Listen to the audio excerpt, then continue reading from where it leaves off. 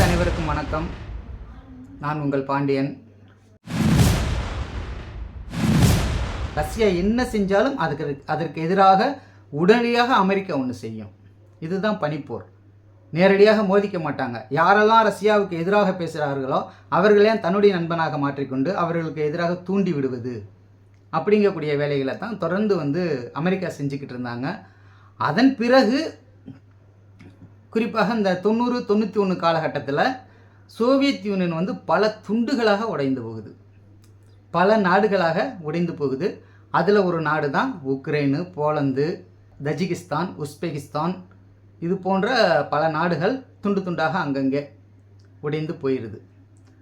அதன் பிறகும் என்ன ஆகுது அப்படின்னாக்கா, ரஷ்யா என்பது மிக பரந்த நிலப்பரப்பை கொண்ட உலகத்திலே மிகப்பெரிய நாடு, நிலப்பரப்பை கொண்ட நாடு அப்படின்னாக்கா ரஷ்யா தான். அப்போ ரஷ்யாவை ஒரு பரந்த நாட்டை ரஷ்யா தன்னுடைய மொத்தமாக எடுத்துக்கிட்டு மீதி இருக்கக்கூடிய அந்த சின்ன சின்ன பகுதிகளை அந்தந்த நாடு மக்கள் எந்தெந்த பகுதிகளை கேட்டார்களோ அந்தந்த பகுதிகளை கொடுத்து விட்டு மீதி இருக்கக்கூடிய பகுதிகள் அனைத்தையும் ரஷ்யா தன்னுடைய நாடாக வைத்து கொண்டது. அப்போவும் என்ன ஆயிடுச்சு அப்படின்னாக்கா, 90களுக்கு பிறகு ஒரு பெரும் பின்னடைவை பொருளாதார ரீதியாக ரஷ்யா சந்திச்சிச்சு. குறிப்பாக இந்த நாடுகள்லாம் உடைந்து போய் தனித்தனியாக பிரிஞ்சு போனதுக்கு பிறகு பொருளாதாரத்தில் மிகப்பெரிய வீழ்ச்சி அடைஞ்சிருச்சு. அப்போ இதை பயன்படுத்தி ரஷ்யாவை முழுதுமாக இன்னும் பல துண்டுகளாக உடைக்கணும், முற்றிலுமாக ரஷ்யா என்ற ஒரு நாடே இருக்கக்கூடாது என்கின்ற ஒரு நோக்கத்தோட தொடர்ந்து அடுத்தடுத்த விஷயங்களை அமெரிக்கா செய்ய தொடங்குறாங்க. அப்படி செய்யும் பொழுது, அப்படி செய்கிறப்ப புடின் அவர்கள் ஆட்சிக்கு வராரு. முதன்முறையாக புடின் அவர்கள் வந்ததுக்கு பிறகு இந்த சோசியலிச நாட்டினுடைய பொருளாதார கட்டமைப்பு என்பது எப்படி இருக்கும் அப்படின்னாக்க, உள்நாட்டு உற்பத்தியை மட்டுமே நம்பி இருக்கும். உள்நாட்டில் மக்களுக்கு என்னவெல்லாம் தேவை இருக்குது, எவ்வளவு தேவை இருக்குது, என்னென்ன பொருட்கள் தேவை இருக்குது, அதை உற்பத்தி செய்வதற்கு நம்மக்கிட்ட என்னென்ன உபகரணங்கள் இருக்குது, நிலங்கள் எவ்வளவு இருக்குது, விவசாய உற்பத்தி எவ்வளவு செய்வது, இதையெல்லாம் உள்நாட்டுக்கு முதல்ல எவ்வளவு தேவை என்பதை ஒரு வரையறையிட்டு அந்த வரையறைக்குட்பட்டு அந்த உற்பத்தியை செய்து முடிச்சிருவாங்க. அதன் பிறகு மீதி இருக்கக்கூடிய நாட்களில் கூடுதல் உற்பத்தி செய்வதை மட்டும்தான் வேறு நாடுகளுக்கு ஏற்றுமதி செய்வது. அதுவும் குறிப்பாக ஒரு ஓராண்டுக்கு தேவையான உணவுப் பொருட்கள் மற்ற தேவைகள் அனைத்தையுமே கொஞ்சம் ஸ்டாக் வச்சுக்கிட்டு அதையும் தாண்டி மீதம் இருக்கக்கூடியதை தான் வேறு நாடுகளுக்கு ஏற்றுமதி செய்வது என்கின்ற ஒரு சுயசார்பு பொருளாதார கொள்கையை ரஷ்யா பின்பற்றினாங்க. எந்த நாடுகிட்டையும் நம்ம போய் கையேந்தி நிற்கக்கூடாது, நம்மளுடைய தேவைகளை நாமளே பூர்த்தி செஞ்சுக்கணும், மீதம் இருந்தால் மற்ற நாடுகளுக்கு உதவி செய்யலாம் அப்படிங்கிற அடிப்படையில் தான் அவருடைய சுயசார்பு கொள்கை, பொருளாதார கொள்கை என்பது இருந்துச்சு. இன்னைக்கு வரைக்குமே கிட்டத்தட்ட அதை ஃபாலோ பண்ணுறாங்க. ஏன் அப்படின்னாக்க, இன்னைக்கு உலக நாடுகள் இவ்வளவு பொருளாதார தடைகள் போட்டதற்கு பிறகும் கூட இன்னைக்கு ரஷ்யாவை எதுவுமே செய்ய முடியல. அவர்கள் அனைத்துமே உற்பத்தி செஞ்சுக்கிட்டே தான் இருக்கிறாங்க. எங்கெல்லாம் விற்பனை செய்ய முடியுமோ அங்கெல்லாம் விற்பனை செஞ்சுக்கிட்டே தான் இருக்கிறாங்க. அவருடைய பொருளாதார வளர்ச்சியை ஒன்றுமே பண்ண முடியலை. இவ்வளவு பொருளாதார தடைகள் போட்டதுக்கு பிறகும் அவர்களுடைய வளர்ச்சி என்பது தடைபட்டு நின்று விடவில்லை. அது தொடர்ந்து வளர்ந்து கொண்டே தான் போகிறது. அப்படிங்கிறப்ப இந்த வளர்ச்சிக்கு முக்கியமான காரணம் சோசியலிசத்தினுடைய பொருளாதார கொள்கை தான் அப்படிங்கிறத நாம் முதல்ல கவனத்தில் வச்சுக்கணும். இப்போ அமெரிக்கா இதை உடைத்திடணும் எப்படியாவது. ஏன்னா தனக்கு எதிரி என்று ஒருத்தனும் இருக்கக்கூடாது, உலகம் முழுவதும் நம்முடைய கட்டுப்பாட்டின் கீழே மட்டும்தான் இயங்கணும் அப்படிங்கிற அந்த கொள்கையோடு அவர்கள் இருக்கிறாங்க. அப்போ இதுதான் அவர்களுக்கு இடையிலான ஒரு போட்டியாக மாறுது. இப்போ ரஷ்யா என்ன சொல்கிறாங்க, எதனால் உக்ரைன் மீது போர் தொடுக்கிறாங்க அப்படின்னாக்கா, உக்ரைன் நேட்டோ படைகளில் சேரக்கூடாது அவர்கள் எதிர்ப்பதற்கான முதன்மையான காரணமாக இருக்குது. அப்போ நேட்டோ படைகளில் சேரக்கூடாது என்பதோட மட்டும் அவர்கள் நிற்கலை. இந்த டொனட்ஸ்க்கு, லுகான்ஸ்க்கு, அப்புறம் இன்னும் 2 டெரிட்டரிகள் இருக்குது, மாகாணங்கள் இருக்குது. இந்த 4 மாகாணங்களில் ரஷ்யர்கள் தான் பெரும்பான்மையாக வசிக்கிறாங்க. மீதி இருக்கக்கூடிய பகுதிகளில் தான் உக்ரைனியர்ஸ் வசிக்கிறாங்க. அப்போ இவர்கள் பெரும்பான்மையாக இருக்கக்கூடிய இந்த பகுதிகளில் ஒரு அடக்குமுறை, ஒடுக்குமுறை அந்த மக்கள் மீது செலுத்தப்பட்டு நியோனாஜிக்கல் அப்படின்னு சொல்கிறாங்க. நியோனாஜிக்கல் என்கின்ற ஒரு படையை உருவாக்கி அந்த படைகள் இவர்களெல்லாம் அடக்கி ஒடுக்கக்கூடிய வேலைகளை செய்யுது. ஏன்னா ஜெர்மனி வீழ்த்தியது ரஷ்யா தானே. அப்படிங்கிறப்ப ஜெர்மனுக்கு ஆதரவான அந்த நியோ நாஜி படைகள் என்ன செய்கிறாங்கனாக்க, இந்த மக்களை அழித்தொழிக்கக்கூடிய வேலைகளையும் செய்கிறாங்க. அப்படிங்கிறப்ப இதை ஒரு நாடாக பிரித்து கொடுக்கணும் அப்படிங்கிற அடிப்படையில் தான் ரஷ்யா வந்து உக்ரைன் மீது ஒரு போர் தொடுக்கிறாங்க. அதுவும் போர் அப்படின்னு கூட சொல்ல முடியாது, ஸ்பெஷல் மிலிட்டரி ஆப்ரேஷன் செய்கிறாங்க. அதில் முதல் கட்டமாக மிகப்பெரிய அளவில் முன்னேறி போயிட்டாங்க, கிட்டத்தட்ட கீவ் வரைக்குமே கூட போயிட்டாங்க. அப்படி போகக்கூடிய அந்த சூழலில் இடைமறித்து ஒரு பேச்சுவார்த்தை நடத்தி, இல்லை நீங்கள் வந்து இப்போதைக்கு பின்வாங்குங்க, எதாக இருந்தாலும் பேசிக்கலாம், நீங்கள் முதல்ல படைகளை வித்ட்ரா பண்ணுங்க அப்படின்னு சொல்லி பேச்சுவார்த்தையின் மூலமாக முடிக்கப்பட்டு உடனே அவங்க பின்வாங்குறாங்க.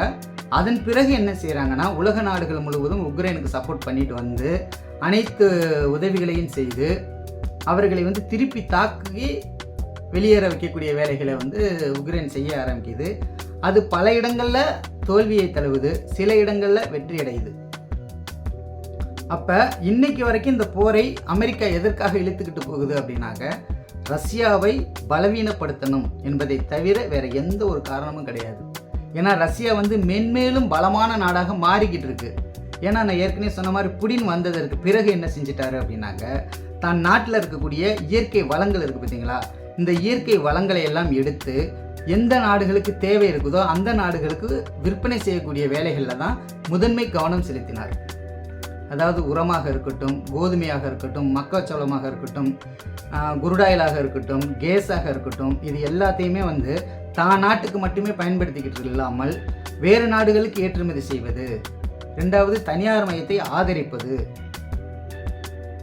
இதுவரைக்கும் தனியார் மையத்தை 90 வரைக்கும் அந்த நாட்டு மக்கள் வந்து அங்கீகரிக்கவே இல்லை, எந்த ஒரு அரசும் அங்கே அங்கீகரிக்கவே இல்லை.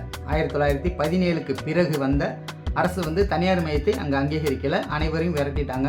அனைத்தும் பொது உடைமையாக மட்டுமே இருந்தது. அப்போ இந்த பொது உடைமை கொள்கையில் இருந்து புடின் வெளியில் வந்துடுறாரு. புடின் வெளியில் வந்துட்டு என்ன செய்கிறாரு அப்படின்னாக்க, தனியார் மையத்தையும் தாராள மையத்தையும் அனுமதிக்கிறார். உலகத்தில் இருக்கக்கூடிய பல நிறுவனங்கள் ரஷ்யாவுக்குள்ள வந்து தொழில் தொடங்கலாம் அப்படிங்கிற ஒரு முடிவு எடுக்கிறாரு.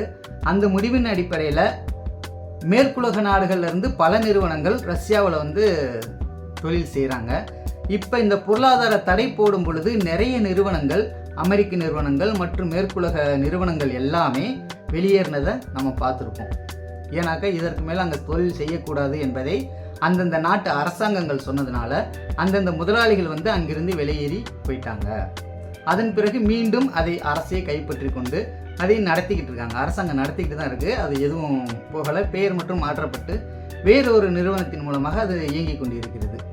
அப்போ தனியார் மையத்தை தாராள மையத்தை அவர் உள்ளே விட்டுட்டாரு.